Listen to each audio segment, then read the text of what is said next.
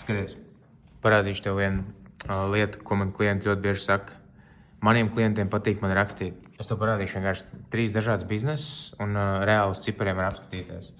Rekrutē ir bizness pagājušais mēnesis, novembris, no 1. līdz 30. novembrim. No 66 pierakstiem, kuri ir iebukoti, šities ir vienkārši pierakstu pārskats.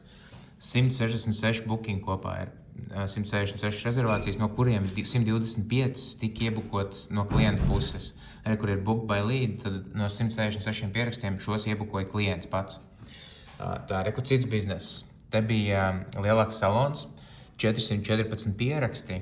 Un te no 414 pierakstiem vairāk kā 50%, tūlīt uzspiežam virsū, no 414 300 gabali ir iebukot no klienta puses. Nevis klients ir rakstījis, vai klients ir sūtījis kaut kādas tur Instagram ziņas un tā tālāk, vai zvanījis, viņš vienkārši iegājis online pierakstu sistēmā un pats izvēlējies laiku un pierakstījies. Kur vēl viens piemērs. Šītais bizness sāk ar mums nedaudz vēlāk strādāt, viņi ir kaut kur pusgadu, varbūt bišķiņi ilgāk.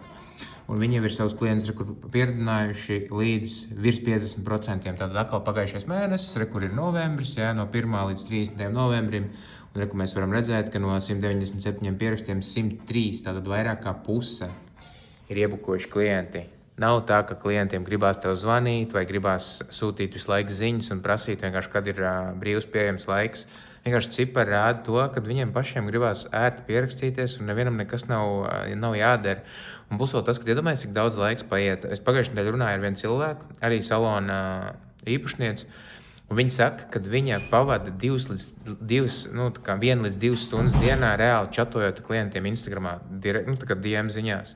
Tas nozīmē to, ka viņa mēnesī pavada kaut kur 20 līdz 40 stundas vienkārši čatojot.